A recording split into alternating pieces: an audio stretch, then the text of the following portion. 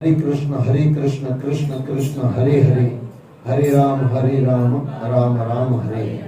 सृष्टि के रचनाकार परमात्मा अकाल पुरख के चरणों में बारंबार मेरी नमस्कार। सृष्टि के मालिक गुरु परंपरा, गुरु पद और सभी गुरुओं के चरणों में, यानी सृष्टि के मालिकों गुरुओं के चरणों में बारंबार मेरी नमस्कार। सृष्टि के माता पिता यानी सभी माता पिता के चरणों में, आप सभी के माता पिता के चरणों में और सृष्टि के सभी माता पिता के चरणों में बारंबार मेरी नमस्कार। और आप सभी के चरणों में बारंबार मेरी नमस्कार।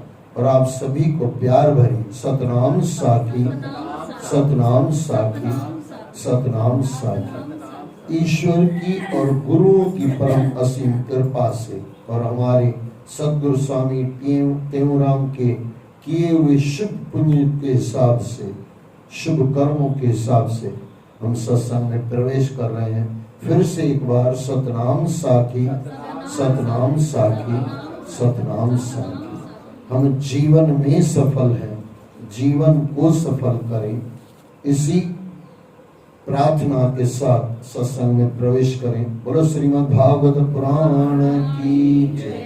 श्रीमद् भागवत महापुराण 10वां सिकंद और उसके अंदर आज चलेगा 17वां अध्याय। अध्याय 17वां कालिया नाग के कालिया दह में आने की कथा और श्री कृष्ण का ब्रजवासियों को दावा नल से बचाना।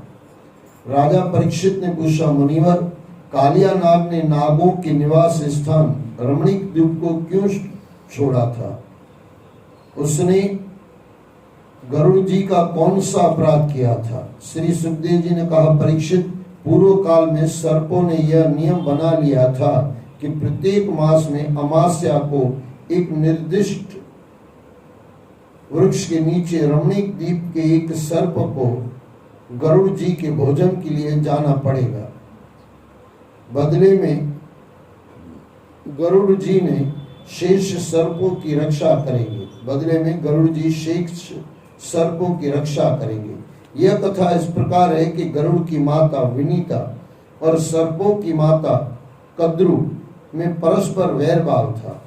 माता के वैर का ध्यान करके गरुड़ जी को जो भी सर्प मिलता था उसे वे खा जाते थे। इससे व्याकुल होकर सभी सर्प ब्रह्मा जी के सेवा में गए। तब ब्रह्मा जी ने यह नियम बना दिया था कि प्रत्येक अमावस्या को प्रत्येक सर्व परिवार भारी भारी से गरुड़ जी को एक सर्प की बलि दिया करे। बदले में वे बाकी सर्पों की रक्षा करेंगे। सर्पों ने उसी नियम का पालन करना प्रारंभ कर दिया। राजन, उन सर्पों के परिवार में कद्रु का पुत्र कालिया नाग अपने बल और विष के घमंड में मतवाला हो रहा था। उसने गरुड़ का तिरस्कार करने के लिए बलि के लिए जाने वाले सांपों को मारकर खुद ही खाना शुरू कर दिया और स्वयं अपनी बलि देने से बचता रहा। गरुड़ जी भगवान श्री हरि के पार्षद थे। उन्हें जब इस बात का पता चला तो उन्हें बड़ा क्रोध आया। अतः कालिया नाग को मारने के उद्देश्य से गरुड़ जी ने बड़े वेग से उस पर आक्रमण कर दिया। इधर विषधर कालिया नाग ने जब गरुड़ जी को अपनी ओर झपटते देखा तो उसने अपने 100 फनों को फैलाया और पलटकर गरुड़ जी पर आक्रमण कर दिया। उसने अपने दांतों से गरुड़ जी को डस लिया। उस समय वह अपनी भयानक जीभ को लपा रहा था। उसकी सांसें तेजी से चल रही थी और वह अपनी भयानक आंखों से गरुड़ जी की ओर देख रहा था। परीक्षित, ताश्चर्य जी के पुत्र गरुड़ जी की शक्ति और वेग अत्यंत विकट है। वे भगवान श्री हरि के वाहन हैं। कालिया नाग की दुष्टता देखकर उनका क्रोध फट पड़ा। उन्होंने उसे झटक कर अपने पंजों से उस नाग पर भयानक झपटा मारा।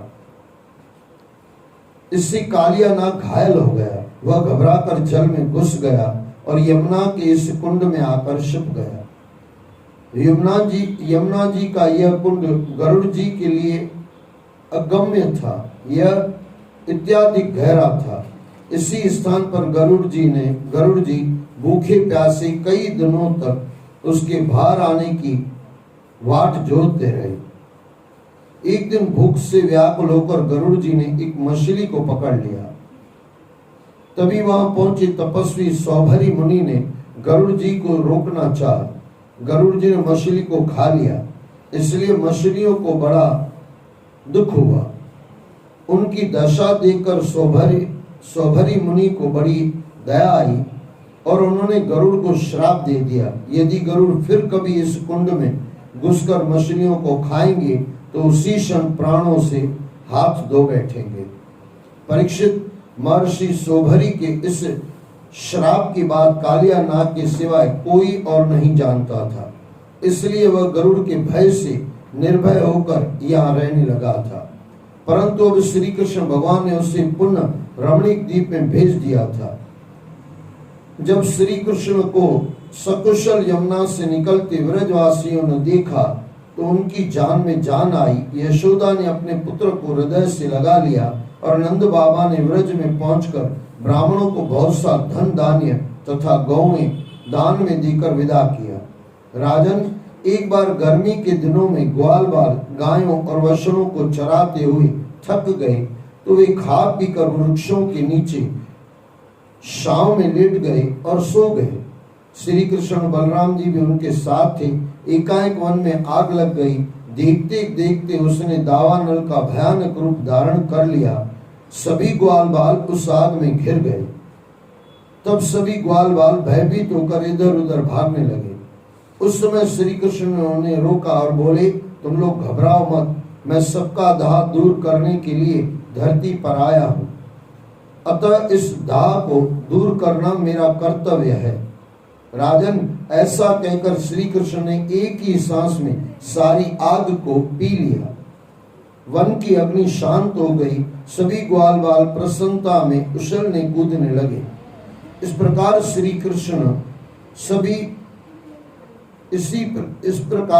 कृष्ण तो सभी दुख जन का उद्धार करने वाले हैं, सभी दुखी जनों का उद्धार करने वाले हैं।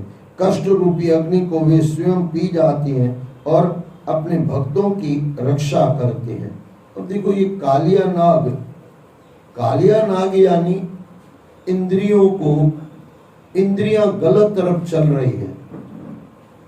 आंखें संसार में लगी हुई है, कल शायद मैंने आपको कहा था, और कान दूसरी जगह बिना कारण के निंदा चुगली में लगे हुए हैं। जीभ भी गलत जगत जा रही है। जीभ के दो काम है, बोलना और स्वाद लेना, और दोनों काम कार्य गलत हो रहे हैं। न परमात्मा का नाम सुमरन हो रहा है, कानों से भी नाम सुमरन नहीं सुना जा रहा है, सत्संग नहीं सुना जा रहा है, और आंखों से तो क्या कहें, संसार ही चल रहा है। लेकिन इनको मोड़ना, आंखें निकालने से, ऐसे कहते हैं, सूरदास जी महाराज ने आंख निकाल दी, फिर कभी कहीं उन्होंने कहा कि गलती हो गई अंदर से, आंख होती और फिर और सूरदास महाराज जी ने तो क्या कहें भाई, उनकी तो हम जूती बराबर भी नहीं है। लेकिन फिर सूरदास जी को कहीं लगा कि आंख नहीं निकालते तो इतना कोई बुरा नहीं था। कहने का मतलब समझना, इंद्रियां बुरी नहीं है, इंद्रियां को गलत जगह हम ले जाते हैं, इसके लिए वो बुरी हो गई। इंद्रियों को सही जगह लगा दो, फिर तो क्या बात है भाई। और जीवन भी, कई बार मैं एक डायलॉग कहता हूं, आपने शायद मेरे मुंह से सुना भी होगा, हम समझदार नंबर भी 1 है और बेवकूफ नंबर भी 1 है। सबको पता है यही सब छोड़ के जाना है, पता है ना सब, किसको पता नहीं। 10 बरस का बच्चा भाई हो जाएगा ना, 12 बरस का, उसको भी पता है सब छोड़ के जाना है। लेकिन फिर भी क्या, लोभ मोह दुश्मनी ये सब हम छोड़ते हैं क्या? समझ है, इसके लिए समझदार नंबर 1, और नहीं चल रहे हैं उसके ऊपर, उसका पालन नहीं कर रहे हैं, इसके लिए बेवकूफ नंबर भी 1। इंसान समझ जाए तो भगवान तक पहुंच जाए, और ना समझे तो दुखी हो जाए, जो हो ही रहे हैं आजकल। तो इंद्रियों को तोड़ के नहीं, मोड़ के परमात्मा तरफ जोड़ना है। और जिसने परमात्मा से जोड़ लिया उसका उद्धार हो गया। आंख अगर भगवान का दर्शन करती रहे, आंख अगर ग्रंथ पढ़ती रहे, कान अगर परमात्मा के सत्संग सुनता रहे, ये तो सहायक बन गई, भगवान के दर्शन की सहायक बन गई। कान परमात्मा के, ये कान गुरु की वाणी सुनने के लिए लालायित हो, सदुपयोग हो गया। लेकिन इंसान जितना, मैंने बीच में कहा था, इसको थोड़ा सोचना कभी बैठ के, जितना पापी पाप के अंदर है ना, इतना पुण्यशाली पुण्य में नहीं है। परमात्मा तरफ इतना हमारा ध्यान नहीं है। अच्छा, मैं ऐसा नहीं कह रहा हूं कि व्यसनी आदमी को परमात्मा तरफ मन नहीं लगता, वो तो है ही है, वो तो दूसरी बात है। लेकिन गलत सलत पीने वाला रात को 2 बजे पीने चला जाएगा, काफी बार मैंने आपको कहा। जुआ खेलने वाला गलत जगह जुआ खेलने कहीं भी, और मैंने तो देखा है, पता नहीं क्या है ये, जुआ खेलने वाले करीब करीब गटर के आसपास बैठे रहते हैं, पता नहीं इनका क्या कनेक्शन होगा, राम जाने। गजब है, मैंने जहां भी देखा, भी थोड़ा उठा के देख लेना। वहां रामनगर में भी एक जगह है, वहां पे खेलते हैं। मुझे वहां पे वो बच्ची को स्कूल जाने छोड़ना, ट्यूशन जाने मैं ले जाता हूँ, वो थोड़ा शॉर्टकट है तो 2-5 मिनट बच जाता है, तो कई बार वो उसको लेट होती है, बच्ची को तो वहीं से ले जाता हूँ। अभी इतनी बांस मारती है, लेकिन वो बंदे आराम से वो जुआ खेल रहे हैं। कितना तत्पर है जुआ खेलने के लिए, कितना तत्पर है जुआ, ये दारू पीने वाला दारू पीने में, इतना सत्संगी तत्पर है क्या? अच्छा, मैं फिर दोहरा दूं, मैं सत्संग की वाले के लिए कह रहा हूं। दारू वालों को सत्संग पसंद नहीं आया, वो तो सवाल ही नहीं है, नहीं आएगा। जुआ वाले को सत्संग सुनाओ, नहीं आएगा, सीधी सी बात है। मैं सत्संग वाले के लिए कह रहा हूं, रात को 2 बजे सुनने वाले कितने भाई, कितने? इसका मतलब क्या हुआ? जितना पापी पाप के अंदर लगा हुआ है। मगर तुलसीदास बाबा ने मस्त मांगा है, बोले कामी को जैसे काम प्यारा है ना, और कामी, हाँ पूरा करो ये श्लोक को, कामी नारी, हाँ, कामी को जैसे नारी प्यारी लगती है, लोभी को जैसे लोभ प्यारा लगता है, वैसे हमको राम प्यारा लगे। बस यही तो है, यही तो टेक्निक सीखनी है, और इतना ही तो करना है। और ऐसा नहीं कि हमारा मन नहीं लगता, किसी को गाली देना हो, कितना मस्त मन लग जाएगा। कितना भी काम अटक रहा हो, गाली देने वाला गाली देता रहेगा, कि दुकान बंद हो, कुछ भी हो, उसको कोई चिंता नहीं है। 50 आदमी सुन रहे हैं, इसकी इज्जत जा रही है, कोई फर्क नहीं पड़ रहा। और कामी इंसान भी कहीं भी नजर चली जाएगी, देखता ही रहेगा, इसको कोई शर्म नहीं है, 50 आदमी मुझे देख रहे हैं। ये लोभ के लिए मुझे थोड़ा बोलना है। आपको अगर राजा का नाम सुना हो तो कारून बादशाह था। कारून बादशाह था, कर ज्यादा लगा दिए पब्लिक के ऊपर। उस समय की जो भी रीत होगी, सबके ऊपर कर लगा दिए। लोगों के पास पैसा ही नहीं है। मंत्रियों के साथ राजा बैठा हुआ था, कारून बादशाह। मंत्रियों से पूछा, अब लोगों के पास पैसा होगा? बोले बाबा है तो मुश्किल, होगा नहीं। लेकिन राजा ने कहा नहीं, थोड़ा बहुत तो कुछ तो होगा। ऐसे कैसे सब खलास हो गए होंगे? कोई मर नहीं रहा है, खा के कोई बिना खा के कोई मर नहीं रहा है, इतनी कोई बड़ी समझो आग दिख नहीं रहा है, इतनी कोई लाचारी नहीं दिख रही है, कहीं ना कहीं तो पैसा कुछ तो होगा। और ऐसे ही कहते हैं, मन अभी जात जैसा संग वैसा रंग लग जाता। और राजा भी ऐसा था, तो मंत्री उसके बड़े मियाँ छोटे मियाँ सुभान अल्लाह। राजा ने मंत्रियों से पूछा, बोले क्या करें भाई, पता कैसे चले पैसा है कि नहीं है? बोले बाबा वो तो आप जानो, हम कैसे बोले, आप तो मालिक हो। राजा ने एक आइडिया लगाई, राजा ने एक विचार किया। उनकी लड़की थी, उसने शहर में ढंडोरा पिटा दिया। उस समय ये व्हाट्सएप थोड़ी था, होता तो सब पहुंच जाते उसमें, लेकिन उस समय तो वो ढोल नगारे लेके आते थे और पूरे वो एक दो आदमी पूरे शहर के अंदर घूमता रहता, दो चार आदमी घूमने निकले और सब बोलने निकले, बोले 1 रुपया जो लेके आएगा उसको राजकुमारी के साथ शादी करा दी जाएगी। अब किसी के पास 1 रुपया भी था तो नहीं, रोज खाते, रोज कमाते, रोज सो जाते, क्योंकि राजा ने किसी के ऊपर 1 रुपया भी रखा नहीं था, इतनी सब के ऊपर टैक्स डाल दिए थे। और ऐसे कहते हैं एक गरीब लड़का अपनी माँ को रो के कहता है, बोले मम्मी मुझे शादी करनी है। बोले बेटे शादी हमारे नसीब में जब होगी तब होगी बेटे तेरे नसीब में। बोले नहीं, कारून बादशाह अपनी लड़की से शादी करा रहा है खाली 1 रुपए के अंदर।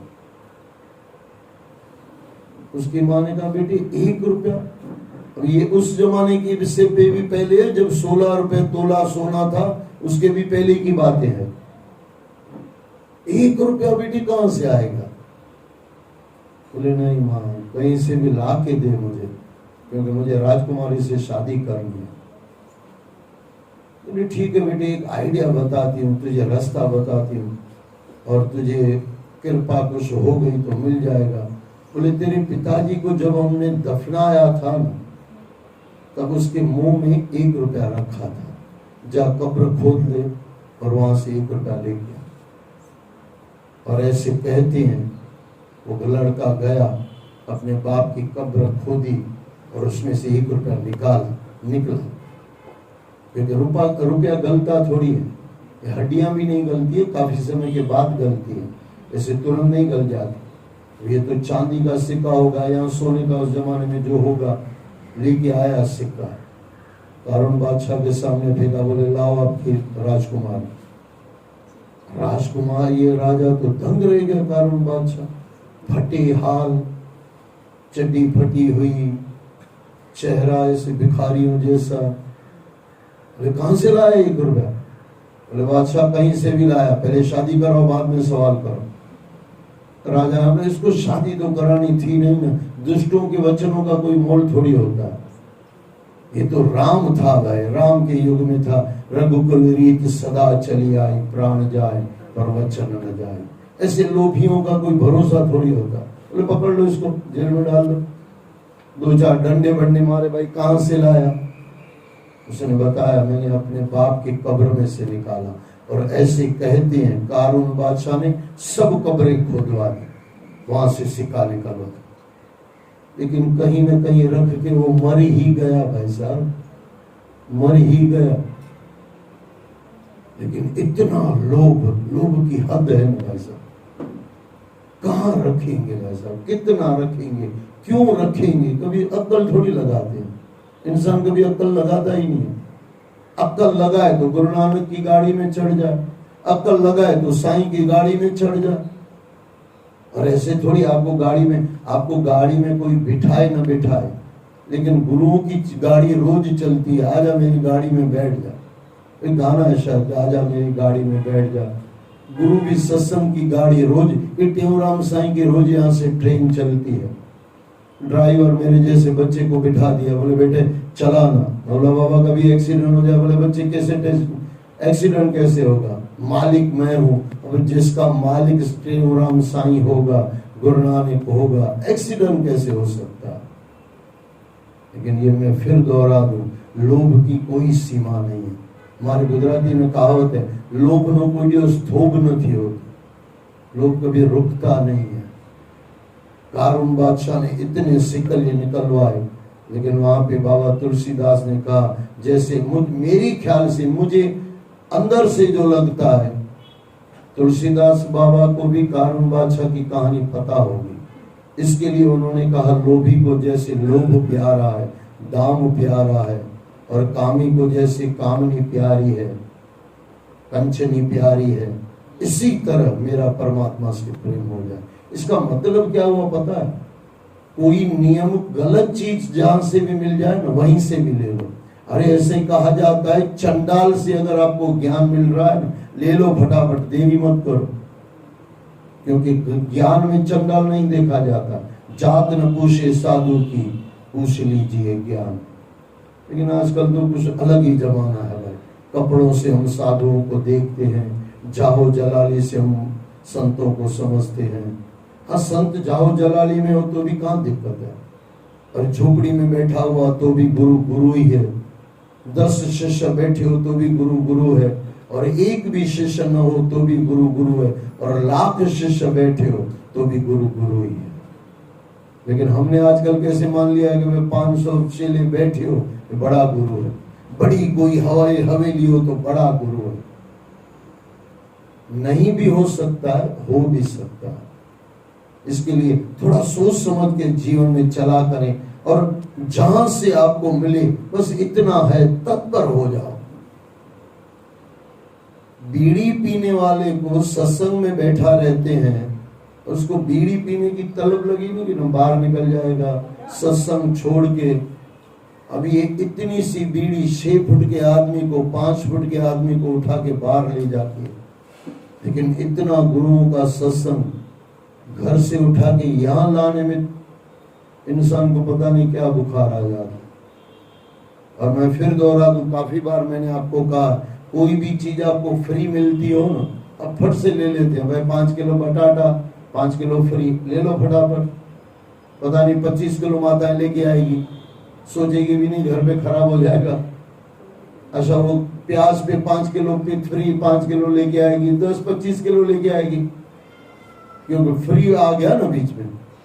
अच्छा, कोई सत्संग वाला कहे कि भाई माता 2 घंटे आपने सत्संग बोला है। तुलसी भाई बोले भाई 10 से 12 भाई साहब सत्संग है।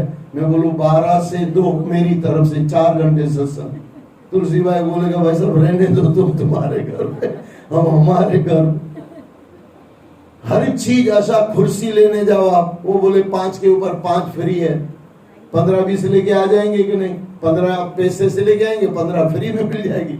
लेकिन एक ही चीज ऐसी है दुनिया में जो सत्संग में सामने और बाबा जी सत्संग यहाँ पे करते हैं, बोले बेटे 4 घंटे सत्संग होता है, 4 घंटे हमारी तरफ से आज से फ्री। कितने आदमी बैठे होंगे? कहाँ है भाई साहब हमारा ध्यान, कहाँ है? पापी को जैसे पाप से प्यार है, दारू वाले को दारू से प्यार है, परमात्मा वाले को परमात्मा से इतना कहाँ प्यार है? अरे मैं तो डबल की बात जाने दो, पगड़ियों का सत्संग होता है, 3 मिनट के अंदर मुझे 10 मोबाइल दिखाने वाले मिल जाते हैं। वहां से 10 मोबाइल, वो वहां से उठेगा, वो हाथ दिखाएगा, वैसा वो टाइम पूरा थी हो तो अरे शोरा तुम जो टाइम पूरा थी के मतलब हली मत है, कभी भी ऊपर चला जाएगा।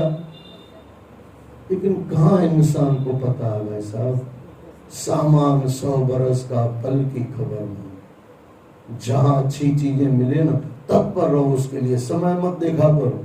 और जिसने समय देखा, जिसने काल देखा, उसके हाथ से अकाल निकल जाता है, और जिसने काल देखा उससे महाकाल सटक जाता है। महाकाल की तरफ जाना है तो काल मत देखा करो। काल यानी समय, समय यानी इतनी समय। अरे कोई भी चीज दुनिया में आप देख लेना, कौन सा काम आप समय से करते हो, मिनटों से। तो भाई इतने मिनटों में, एक ही मेरे जीवन में, मेरे पिताजी के जीवन में एक मित्र थे, अच्छे खासे बढ़िया संत थे, एकदम समझो शुद्ध संत। उनका नियम था, सुनना, 12 बजे उनको खाना दो, खाएंगे। 12 बज के 2 या 3 मिनट में खाना दो, खाना नहीं खाएंगे। बोले बेटे कल लेके आना, टाइम हो गया मेरा खाने का। अब ये संत अगर मिनट दे के सत्संग पूरा करे ना तो हम मान सकते हैं। अब कौन सा काम मिनट देख के करते हो, आप उठा के देख लो, कोई भी ऐसा है क्या? लेकिन सत्संग में 1-2 मिनट भी ज्यादा हो जाए बहुत गड़बड़ हो जाती है। ये थोड़ा सोचना। और मुझे याद है मेरे पिताजी के दोस्त थे, अब दोनों विद्वान, तो मेरे पिताजी ने एक बार कहा, बोले बाबा जी आपके चरणों में कुछ प्रार्थना करें। बोले भाई साहब आप बोलो, ऐसे मत बोला करो। बोले सीधा बोलो आपको जो बोलना। बोले बाबा जी आपके चरणों में प्रार्थना करता हूँ, किसी के भी घर में जाओ ना कम से कम 15 मिनट गैप रखो, 12 से 12:15। अच्छा मेरे पिताजी ने तो बोला था 1 घंटा रखो, 12 के 1 के बीच में। 1:01 हो जाए तो फिर कैंसिल कर दो। अभी ये 12 बजे, तो अभी 1 मिनट भी इधर उधर ना हो, तो कोई माता बेचारी को कहीं बाथरूम जाना हो, कहीं इमरजेंसी आ जाए, और फिर बाबा जी आप खाना नहीं खाओ, गृहस्थी को 3 दिन तो नींद नहीं आएगी, क्योंकि आपके जैसे शुद्ध संत ऐसे ही भूखे चले जाएंगे।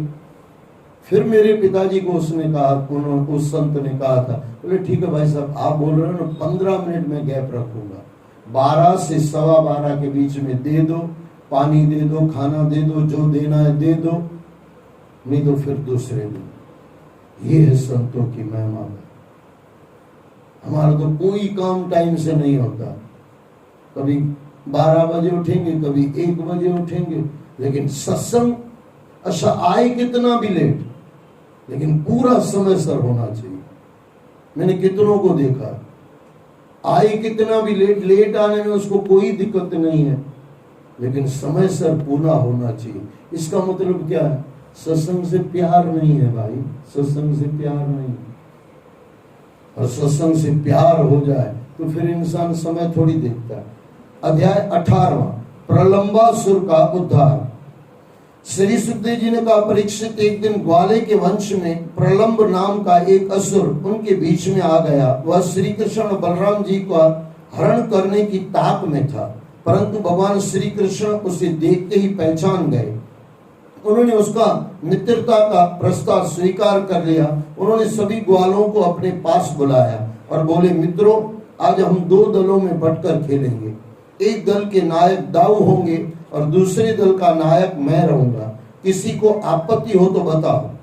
हमें कोई आपत्ति नहीं है, सभी ग्वालों ने कहा। फिर वे एक ऐसा खेल खेलने लगे जिसमें हारने वाला दल जीतने वाले दल को पीठ पर चढ़ाकर एक निश्चित दूरी तक ढोता था। खेलते खेलते हुए भांडीर नामक का वट वृक्ष के पास पहुंच गए।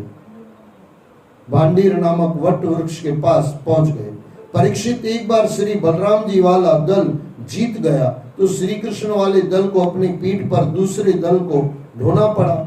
हारे हुए श्री कृष्ण ने श्री धामा को अपनी पीठ पर चढ़ाया। श्री कृष्ण ने सुदामा को पीठ पर चढ़ाया। सृष्टि के मालिक के ऊपर संत बैठा हो, और क्या चाहिए भाई साहब। ये था सृष्टि का मालिक है श्री कृष्ण भगवान, और जितने भी संत हैं ना, परमात्मा ने अपनी पीठ पे बैठा हुआ। उनको कुछ इतनी भी, गीता में भगवान कृष्ण ने कहा है, मेरे भक्त का कभी पतन नहीं होता। पतन नहीं होता, पतन नहीं होता यानी कष्ट नहीं आता। दुख आते हैं, उसका कष्ट नहीं आता। दुखी नहीं होते, दुख आते हैं। सुखी होते हैं, कितना भी सुख दुख आ जाए लेकिन सुखी होते हैं, आनंद में होते हैं। पीठ पर चढ़ाया। भद्रसेन ने वृषभ को और प्रलंब ने बलराम जी को। प्रलंब ने सोचा कि श्री कृष्ण तो बड़े शक्तिशाली हैं, मैं उन्हें नहीं हरा पाऊंगा, इसलिए वह श्री कृष्ण के पक्ष में हो गया। अब वह बलराम जी को अपनी पीठ पर चढ़ाकर तेजी से भागा जा रहा था।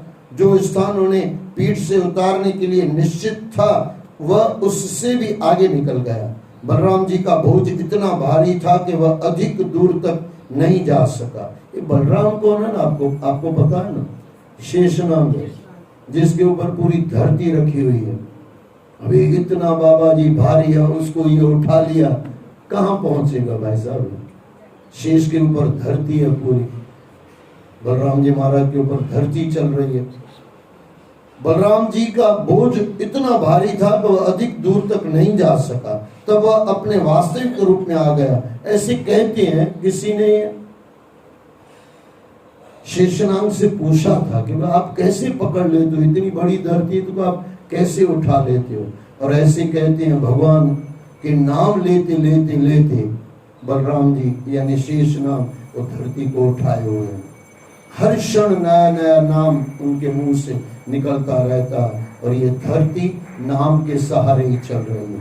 बलराम जी यानी शेषनाग जो नाम लेते हैं, उसकी वजह से धरती टिकी हुई है। ये धरती पूरी नाम से टिक सकती है, तो इंसान अपने नाम से परमात्मा तरफ क्यों नहीं टिक सकता? कलयुग केवल नाम आधार, सिमर सिमर नर उतर ही पारा। तब अपने वास्तविक रूप में आ गया। वह दैत्य तेज गति से बलराम को लेकर आकाश में उड़ चला। बलराम जी तत्काल उसकी मंशा समझ गए। उन्होंने हाथ उठाकर अपना एक शक्तिशाली घूंसा उस दैत्य के सिर पर मार दिया। घूंसा लगते ही प्रलंबासुर के सिर के टुकड़े टुकड़े होकर बिखर गए। वह अपने मुख से खून उगलने लगा। उसकी चेतना जाती रही। वह प्राणहीन होकर भारी आवाज के साथ पृथ्वी पर धड़ाम से गिरा। प्रलंबासुर को मरा हुआ देखकर सभी ग्वाल बाल बलराम जी की वाह वाह करने लगे। वह राक्षस की मृत्यु से देवताओं को भी बड़ा सुख मिला। वे बलराम जी पर पुष्प वर्षा करने लगे। अध्याय 19वां। सरकंडों की अग्नि से गौओं और ग्वाल बालों की रक्षा। सरकंडों की अग्नि से गौओं और ग्वाल बालों की रक्षा। श्री सुखदेव जी ने कहा, परीक्षित, जब वे सभी उस भयानक राक्षस के शरीर को धरती पर मृत पड़ा देख रहे थे, तब उनकी गौएं चरती हुई एक दूसरे वन में चली गई। वह वन भीषण गर्मी के कारण सूख गया था। पानी की तलाश में वे आगे बढ़ती रही। चलते चलते वे सरकंडों के एक वन में पहुंच गई। इधर जब ग्वालों ने गौओं को नहीं देखा तो वे उनके खुरों के चिन्हों को देखते हुए उनकी ओर बढ़ने लगे। आगे जाकर उन्होंने देखा कि उनकी गौएं सरकंडों के वन में घुसी हुई रास्ता तलाश करने के लिए डकरा रही है।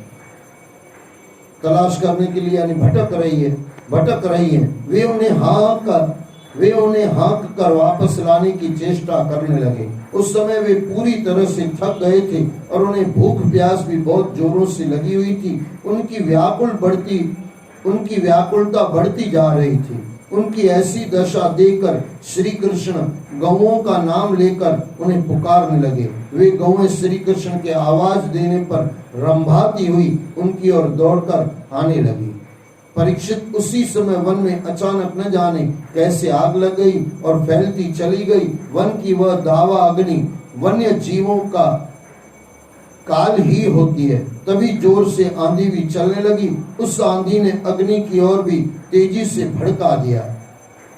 उस आंधी ने अग्नि को और भी तेजी से भड़का दिया। वह प्रचंड होती अग्नि वन के जीवों को जलाने लगी। वन के पशु अपनी जान बचाने के लिए बाहर की ओर भागने लगे। उनमें ग्वाल बालों की गौएं भी थी। जब ग्वालों और गौओं ने देखा कि वन की इस भयानक आग से बचना मुश्किल है और यह तेज गति से उनकी ओर चली आ रही है, तो वे भयभीत हो उठे। जैसे मृत्यु के निकट आने पर जीव परमात्मा की शरण में जाता है, वैसे ही वे भी सभी ग्वाल बाल भगवान श्री कृष्ण और बलराम जी की शरण में जा पहुंचे और बोले, प्रिय कान्हा, प्रिय दाऊ, हम तुम्हारी शरण में हैं। यह दावानल हमें जला रहा है, तुम हमें इससे बचाओ। हे कृष्ण, हे दाऊ, आप ही हमारे रक्षक हैं, आप ही हमारे भाई बंधु हैं, आप हमें बचाओ। हमें केवल आपके ऊपर ही भरोसा है, आप ही हमें इस विपत्ति से बचा सकते हैं। यहाँ थोड़ा समझना, ग्वाल बालों ने मान लिया आप ही हमारे रक्षक हैं। जिस दिन हम मान लें कि हमारे रक्षक भी भगवान ही हैं, भगवान ही हैं, इससे सिवाय कोई नहीं बचा सकता। श्वासें परमात्मा चला रहा है, जीवन परमात्मा का दिया हुआ है, परमात्मा चला रहा है। आप सिर्फ उंगली परमात्मा को हम दे दे, दीना बंधु दीनानाथ मेरी डोरी तेरे हाथ, इतना अगर हो जाए तो भक्त बन गए। और हाय रे, इंसान इतना नहीं करता है, बाकी सब कर लेता है। परमात्मा के नाम का इतनी पुकार समझ लो कि परमात्मा ही जीवन चला रहे हैं और कोई नहीं चला रहा है। किसी की ताकत ही नहीं है परमात्मा इंसान चल सके। इंसान की खुद की भी ताकत नहीं है और दूसरी की भी ताकत नहीं है कोई किसी को चला सके। काफी बार मैं मजाक में कहता हूँ, इसको थोड़ा समझना। रात को सो जाते हो, आपकी सांस चलती है कि नहीं चलती है? आप तो गहरी नींद में चले गए। कौन सांस ले रहा है, कौन छोड़ रहा है? वही परमपिता परमात्मा तो है, वही तो हमारा जीवन चला रहा है। अरे कितनी ऐसी बातें, आप सुबह जब उठते हो आपने आंख खोली, आपको याद आ गया मैं कौन हूं, ये परमात्मा की कृपा नहीं है। सुबह उठे और हम भूल जाएं तो मैं भूल जाऊं मैं भाई साहब हूं, भाई साहब हूं कि मैम साहब हूं वो भी थोड़ा पता। थोड़ा ये मजाक भी कर रहा हूं, हकीकत भी है, कई पिक्चरों में दिखाया जाता। और बीच में एक सही में एक बंदा मुझे मिला और वो उसके भाई कह रहे थे, बोले ये सब भूल गए, अंदर का पूरा ब्लैंक हो गया, पता ही नहीं इसको कि मैं कौन हूं। गजब है भाई साहब। रात को हम सोते हैं, उसके बाद सुबह उठते हैं, उठते ही ध्यान आ जाता है कि हम कौन हैं। और जब पता चल जाए ना हम कौन है, बस उसी समय सुबह पुकार हो जाए, परमात्मा आज आपने नया दिन दे दिया, आपका शुक्रिया, जिंदा उठा लिया, शुक्रिया। अगर इंसान इतना समझ जाए ना, आनंद आ जाए। मैं 3 शुक्राना आपको सिखा रहा हूं, वैसे तो गिनते जाना कितने शुक्राना है, 1-2 शुक्राना तो आपको करना आता है। परमात्मा ने जो दिया उसका शुक्राना तो आप कर लो, ज्यादातर लोग करते हैं, लेकिन परमात्मा ने जो दुख नहीं दिए ना उसका भी शुक्राना करना, और परमात्मा ने जो दुख दिए ना उसका भी शुक्राना करना। अब बोलोगे दुख का शुक्राना, ऐसे कहा जाता है अगर दुख न होता ना तो परमात्मा की याद आई न होती। परमात्मा दुख में सुमरन सब करे, सुख में करे न कोई, जो सुख में सुमरन करे तो दुख काहे को। उस दुख में क्या बुराई जिसमें गोविंद याद आ जाए। दुख भी परमात्मा से मिला। ये आंसू मेरे जीवन की पुकार है, और ये आंसू अगर गलती रुलाती है तो राहें भी दिखाती है। गलती हो जाती है, इंसान रो लेता, उसके बाद वही उसको आंखें भी दे देती है, यानी राह भी दिखा देती है। कहने का मतलब समझना, जो परमात्मा ने दुख दिए हैं उसका भी शुक्राना, और परमात्मा ने जो दुख नहीं दिए हैं ना उसका भी शुक्राना करना सीखो। अच्छा, जो सुख नहीं दिए उसका भी शुक्राना। हम क्या करते हैं, जो सुख नहीं दिए, इतना लोगों को ज्यादातर आता है, जो सुख दिया है उसका शुक्राना, जो सुख नहीं दिया है उसका भी शुक्राना। और मैंने आपको बीच में एक छोटी सी कहानी जैसा बताया था, इसको फिर से मैं दोहरा दूं। कोई चींटी हो और रोज रो रही हो, हाथी को इतना दिया मुझे नहीं दिया, हाथी को इतना दिया मुझे नहीं दिया, और कभी परमात्मा को गुस्सा आ जाए, जो आता नहीं है वो आपके और हमारे लिए बढ़िया है।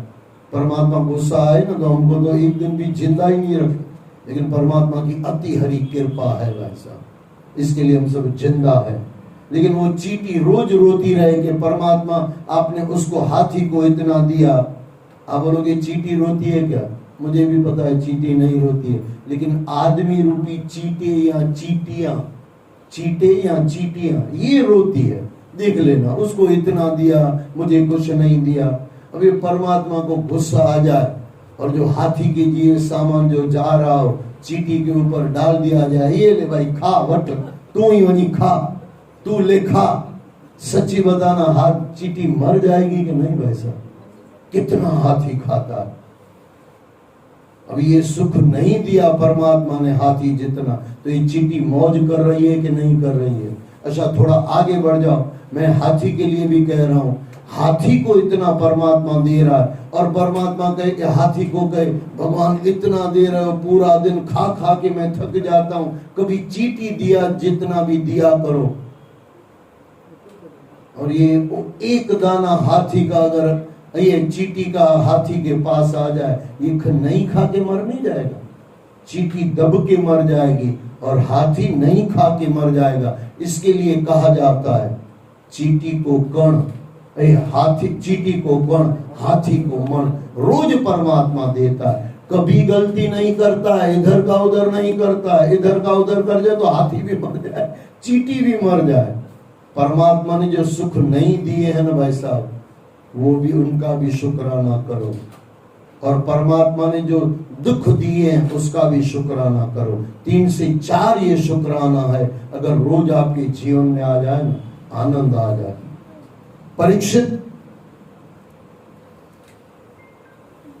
परीक्षित अपने सखा ग्वाल परीक्षित अपने सखा ग्वाल बालों की पुकार सुनकर भगवान श्री कृष्ण ने कहा, एक बात समझना,